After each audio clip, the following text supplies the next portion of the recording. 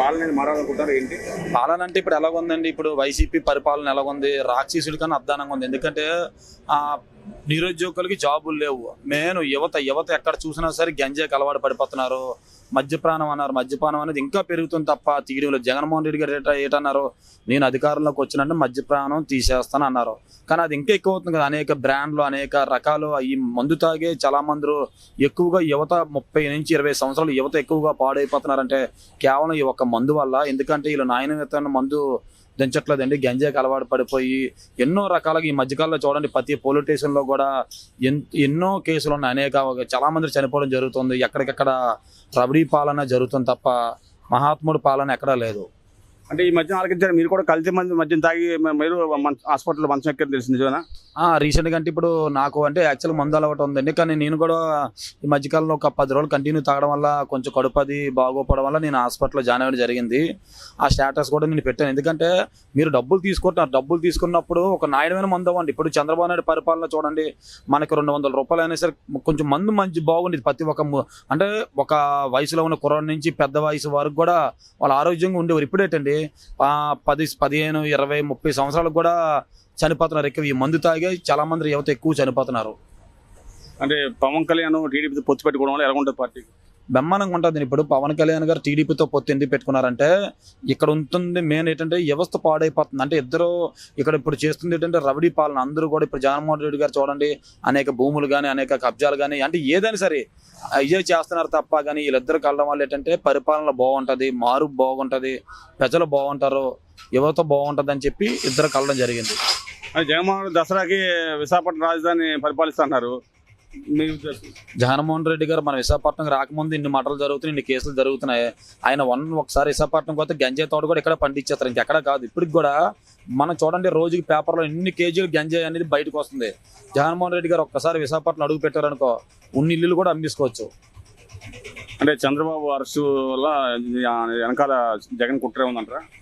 మరి చంద్రబాబు నాయుడు గారు ఈ రోజు రాలేదంటే మరి అది కావాలని వీళ్ళు చేస్తుంది జగన్. ఎందుకంటే ఒక 75 నుంచి 73 వయసులో ఉన్న చంద్రబాబు నాయుడు గారు 3 తరాలుగా సీఎంగా చేశారు. అటువంటి వ్యక్తి ఈ రోజు ఏదైతే కేసులు ఉన్నాయనేది ఆ కేసులు నిజంగా ఉంటే మాత్రం ప్రూఫులతోనే ఆయన అరెస్ట్ చేయాలి. కానీ ప్రూఫులు లేకుండా వీళ్ళకి అర్ధరాత్రులు తీసుకెళ్ళిపోవడం ఎంతవరకు కరెక్ట్? అటువంటి పెద్ద ఆయన కూడా మీరు నిజంగా ఆయన ఫ్రాడ్ చేస్తే ఈ పార్టీకి ప్రూఫ్లు అనేది బయటకు రావాలి.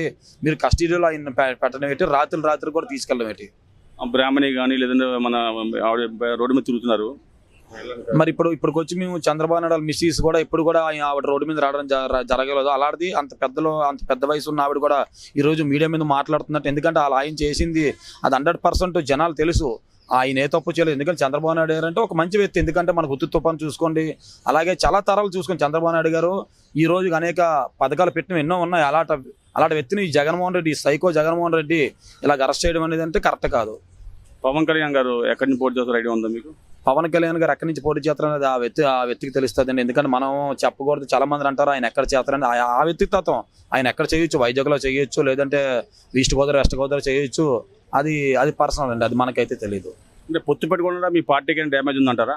ఎందుకు డ్యామేజ్ ఉందని ఇప్పుడు 10 మంది బాగుండాలనుకుంటే ఇద్దరు కలిస్తే పర్లేదు కదా. ఇప్పుడు వీళ్ళిద్దరు కలపతే మళ్ళీ సైకో జగన్మోహన్ రెడ్డి వస్తే మా ఇంట్లో బంగారం ఇంకా మా ఆస్తులు కూడా దొబ్బుతారు. ఇంకా అలా ఉంది ఇప్పుడు. పవన్ కళ్యాణ్ రాజకీయ అనుభవం లేదు, ఇలాంటి వ్యక్తి ఏం పనికి వస్తాడు? పవన్ కళ్యాణ్ గారు రాజకీయ అనుభవం లేకుండా 10 సంవత్సరాలు పార్టీ నడపడండి సింగల్గా. మాకు ఒక ఎమ్మెల్యే లేడు, ఒక ఎంపీ లేడు. కనీసం పవన్ కళ్యాణ్ గారు చాలా మంది అంటే 2 చోట్ల ఓడిపోయారండి. ఓడిపోయినా సరే 10 సంవత్సరాలు పార్టీ ఈ రోజు వరకు ఉందంటే దట్ ఈజ్ ఆయన దమ్ము ఎంత ఉందని వైసీపీ వాళ్ళు తెలుసు. ఎందుకంటే మేము ఏ సభలో చూడండి మొన్న వారాయి సభలో కూడా 3 కిలోమీటర్ల ముందు జనాలు ఆపేశారంటే మరి మా సత్తా ఎంత ఉందో తెలిసిపోయింది కదండి వాళ్ళకి, వైసీపీ వాళ్ళకి. పవన్ కళ్యాణ్ మీటింగ్ జన ఆధారం పెరిగింది, దానికి కారణం ఏమంటారు? రూపాయి లేకుండా జనాలు వస్తున్నారంటే దట్ ఈజ్ పవన్ కళ్యాణ్ గారు. ఎందుకంటే చాలా పార్టీలు చూసుకోండి మీరు, పొలిటికల్ పార్టీ డబ్బులు ఇచ్చి, బిర్యానీ ఇచ్చి, మందు ఇచ్చి, అలాగే ఇప్పుడు ఉంటున్న వైసీపీ వాళ్ళైతే వాళ్ళు వాలంటీర్లు కానీ లేదా సచివాలయం వాళ్ళు కానీ లేదా స్పందన వాళ్ళు కానీ వీళ్ళందరూ జనాలు తీసుకుని వెళ్తారు. మా పార్టీకి రూపాయి అవసరం లేదు. పవన్ కళ్యాణ్ గారు వస్తున్నారంటే ఏటు మాట్లాడతారు, ఆయన మంచిగా మాట్లాడతారని చెప్పి రూపాయి కూడా మా సొంత డబ్బులతో పెట్రోల్ వేసుకుని అలాగే ప్రతి ఒక్క ఏరియాలో కూడా వాళ్ళ సొంత డబ్బులతోనే వస్తున్నారు తప్ప ఎవరు కూడా రూపాయి ఆశించి రావట్లేదు. అంటే ఎలక్షన్ ముందు చంద్రబాబు అరెస్ట్ చేయడానికి కారణం ఏంటంటారు? అప్పుడు ఎలక్షన్ ముందు అరెస్ట్ చేయడం అంటే మరి జగన్మోహన్ రెడ్డి నిజంగా చంద్రబాబు నాయుడు గారు తప్పు చేస్తే ఇన్ని సంవత్సరాలు లేదు ఇప్పుడు అరెస్ట్ చేయడం అంటే ఇప్పుడు ఎలక్షన్ దగ్గరికి వస్తుంది. ఇంకొక 5-6 నెలలు చంద్రబాబు నాయుడు జైల్లో పెట్టేశారు అనుకోండి, ఎలక్షన్ ఫ్రీగా చేసుకోవచ్చు కదా జగన్మోహన్ రెడ్డి గారికి. ఇప్పుడు లోకేష్ బాబు కూడా త్వరలోనే అరెస్ట్ చేస్తారంటున్నారు. ఆల్రెడీ నోటీసులు కూడా వెళ్ళాకండి లోకేష్ గారికి. అందుకంటే ఇప్పుడు జగన్మోహన్ రెడ్డి గారు కేసు ఏంటంటే చంద్రబాబు నాయుడు గారు లోన్ పెట్టేస్తే సింపుల్గా ఎలక్షన్ చేసుకోవచ్చు. ఎందుకంటే ఇప్పుడు చంద్రబాబు నాయుడు గారు అనుభవం ఉంది, మహా మేధావి ఆయన, యోగులకు యోగి. ఆయన బయట ఉంటే జగన్మోహన్ రెడ్డి ఆటలు చాలవు, ఆయన జైల్లో ఉంటే ఈయన సింపుల్గా ఎలక్షన్ మొత్తం నడిపించవచ్చు కదా, అందుని కొనేవచ్చని చెప్పి జగన్మోహన్ రెడ్డి గారు ఆలోచన అనమాట. ఇప్పుడు ఎలక్షన్ ముందు తండ్రి కూడా ఇద్దరిని లోపేశారు అనుకోండి, పవన్ కళ్యాణ్ ఎలాగ ఎదుర్కొంటాడు? ఎలక్షన్ ముందు చంద్రబాబు నాయుడు వాళ్ళ అబ్బాయి లోన్ ఉన్నా సరే ఆల్రెడీగా టీడీపీ కేటర్ అనేది ఉంది. టీడీపీలో కూడా మహా మేధావులు ఉన్నారు. ఇక్కడ అచ్చెన్నాయుడు అవ్వచ్చు, అయ్యన్ పాత్రుడు అవ్వచ్చు, బండారు సత్యనారాయణ గారు అవ్వచ్చు, అలాగే జనసేనలో కూడా ఉన్నది లీడర్ అయిన మన మనోహర్ గారు అవ్వచ్చు, పవన్ కళ్యాణ్ అవ్వచ్చు, అలాగే వాళ్ళ వెనకాల ఇంకెంతమంది ఉన్నారు ఎవరు తెలియదు, ఉన్నారు రాజకీయ అనుభవంగా జనసేనలో కూడా చాలా మంది ఉన్నారు. వాళ్ళందరూ కూడా బయటకు వస్తారు, టైం వచ్చేటప్పుడు బయటకు వస్తారండి. అంటే యుద్ధం ప్రకటించేటప్పుడు అందరూ వస్తారు, యుద్ధం ప్రకటించుకుంటే ఎవరు రారు కదండి. జనసేనలో మంచి కేడర్ ఉంది. జగన్మోహన్ రెడ్డి గారికి 2024కి మంచి గుణపాఠం చెప్తారు చూడండి. అంటే వైసీపీ పరిపాలన చాలా బాగుంది, విశాఖపట్నం అభివృద్ధి బాగుంది అన్నారు కదా, మరి మీకెందుకు నచ్చట్లేదు? అంటే వైసీపీ పరిపాలన మీరు ఒకసారి చూసుకోండి. మీరు ఒక మీడియాగా చెప్తాను, మీరు 100 మందితోనే ఇంటర్వ్యూ చేసుకోండి, అందులోని 10 మంది చెప్తారు తప్ప 90 మంది చెప్పరు.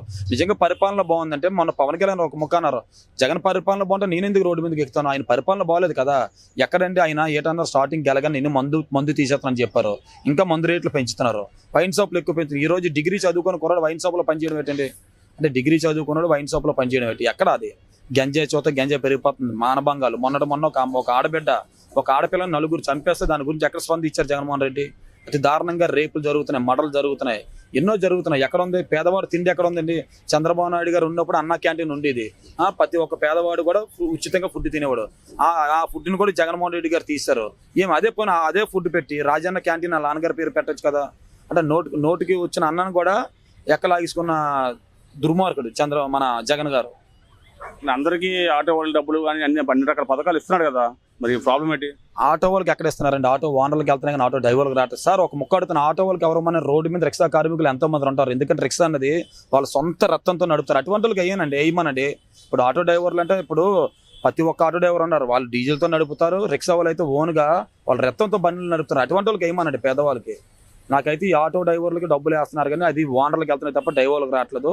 రిక్షా కార్మికులకి డబ్బులు ఏమనండి. నిజంగా దమ్ము ధైర్యం ఉంటే జగన్మోహన్ రెడ్డి గారు డబ్బులు రిక్షా కార్మికులకి ఏమనండి.